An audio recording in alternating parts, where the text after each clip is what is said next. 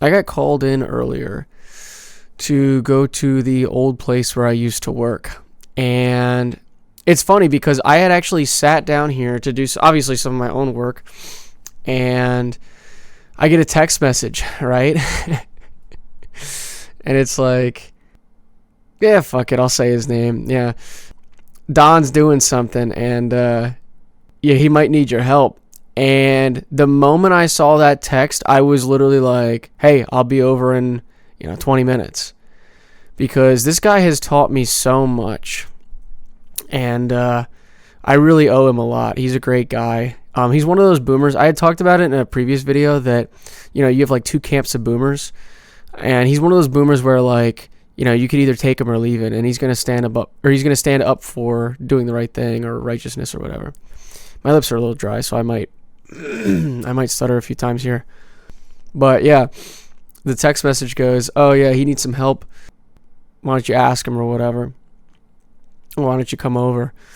And I'm like, all right, I'll be over in 20 minutes. So I get over there, and I walk in the door, and it's sort of customary, but not sort of customary. There's a reason where I'm getting with this whole story in the first place. I know it's a little bit long-winded, but I walk in the door, and like I said, it's non-customary, or I don't know. It's kind of like, it's so hard to explain because, most establishments, right?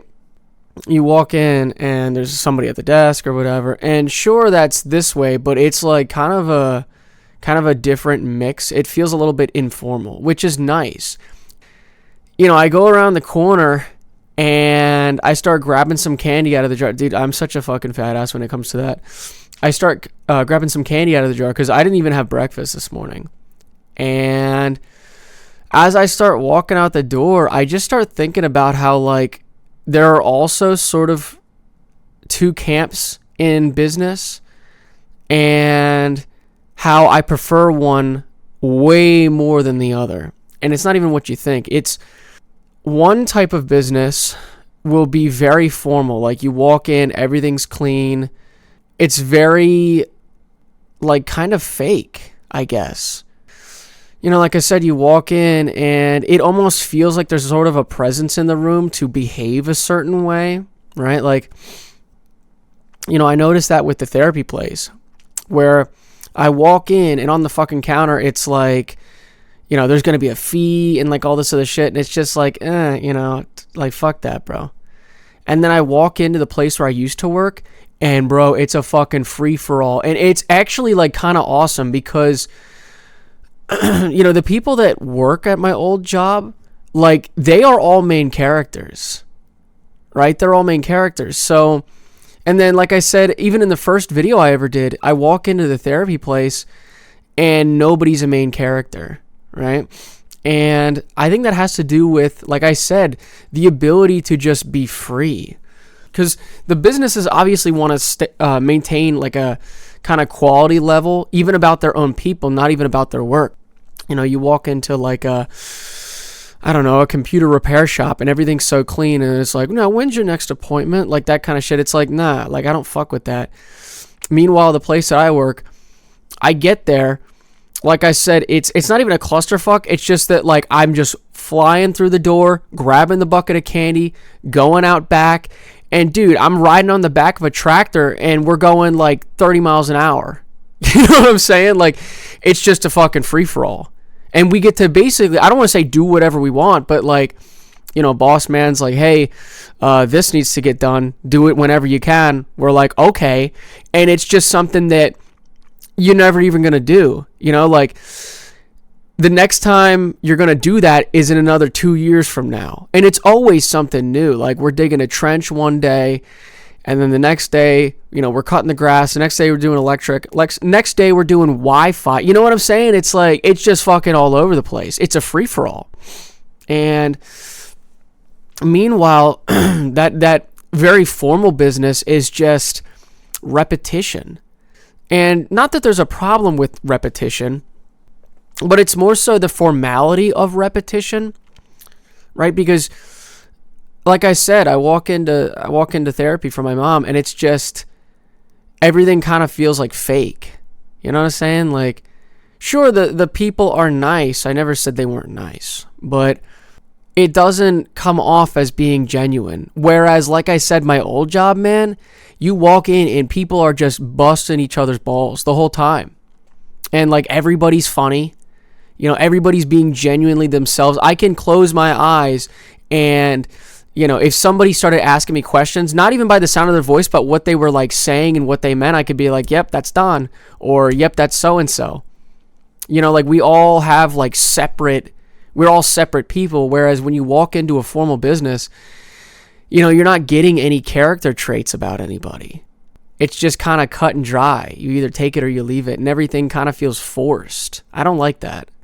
I think that's sort of where I'm getting with this video here, is that I don't like how it's just not authentic. I can't stand inauthenticity anymore.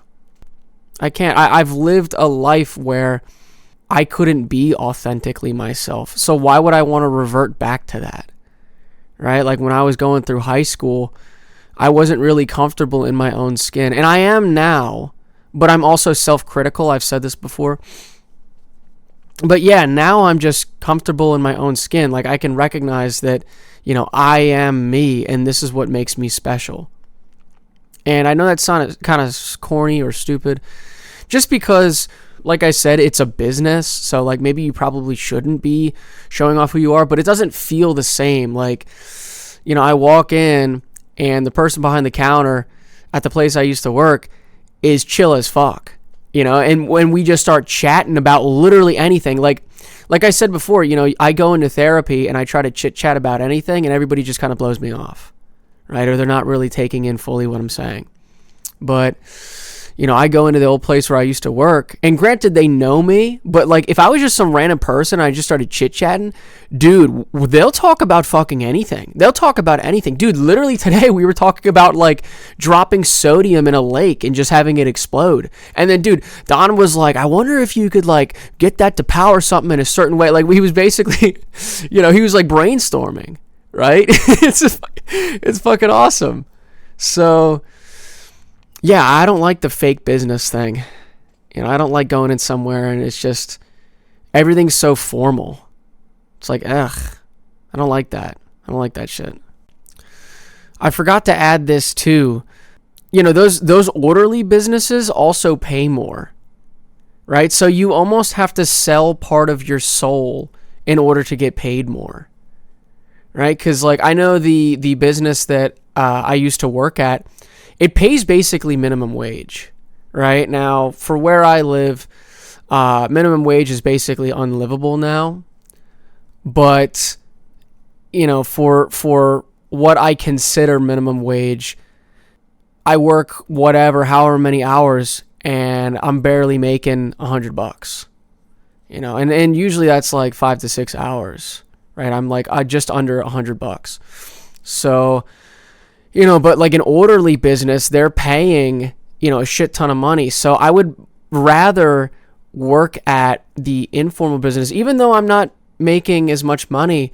You know, I value my freedom. I value who I get to be, right? It's so hard for me to close off who I am because I'm so open about things anymore, right? I don't like pretending and hiding behind a mask, even though I have to sometimes when I'm out in society. I hate it. Trust me, I hate it. But I would rather be free, right? I would rather be my free self than kind of like be so, you know, like I'll give a quick example. This is kind of a tangent, but like I was talking in another video about this lady that I was talking with, and she had brought up the Jews, right? And, you know, there was a lady standing next to us that was supposed to be helping her. This is also at the physical therapy place. And the lady I was talking to turns to the helper and goes, you know, we were talking about the Bible. And the girl that's around my age, she goes, oh, I love that. I love that for you. That's what she said. You know, that like fake bullshit, right? She goes, oh, I love that for you. And you could just tell in her eyes, she doesn't give a fuck. So why doesn't she say that, right? I'd prefer her to tell me that she doesn't give a shit about that, so that we can come to terms and be like, okay, like I see what you're thinking here, rather than being like, oh, I love that. But her eyes didn't say that at all. Her eyes said, like, I hate the Bible, which is, that's of her own choice. She has to pay for those consequences, right? I'll be kind of quick with this too. You push away. So like people who push away God lets you do that. Like God gives you that final say, right? Like if God is everything that is good and holy and loving and joy and peace and all that, when you say, I don't want that, you basically are saying you want hellfire. Like you want, and it's not even that God loves you and wants to be with you. And then when you push that away, what is the alternative? What is a life without God? Bro, it's literally just everything that we learned from in hell. It's everything. It's like exhaustion. It's, suffering. So that's what that is. Hell is a place that is entirely without God. And what the craziest part is that God gives you that choice. You go for that when you don't believe that Jesus Christ saved you. That's what you essentially are saying. You are making that choice. Really, the only thing that you don't have choice in is bowing down and saying that Jesus Christ is the Lord, right? Like we learn that every knee and every tongue, or every knee will bow and every tongue will confess that Jesus Christ is the Lord. That's literally the only thing you don't have choice over. Everything else is entirely your choice. You choose that road to hell. You do. Because, like I said, if God is everything that is good, then you're saying, no, I don't want that. Then the only alternative is hell. And that's really God's final act of love, is giving you that choice. It's kind of like sad that people don't even recognize that. And it's sort of a hard thing to grasp that because we can't understand the perspective. But yeah, dude, it's like the final act of love is letting you consume yourself. Like that's insane. That's insane to think about. And it's so hard. I mean, imagine, you have a friend that you love unconditionally and their final choice is to be without you and to basically kick you to the curb. And it's like, okay, this is what it's going to be like without me. I wish you were here with me. So, yeah, man, I know that was kind of a tangent, but like, fuck, dude, that's tough.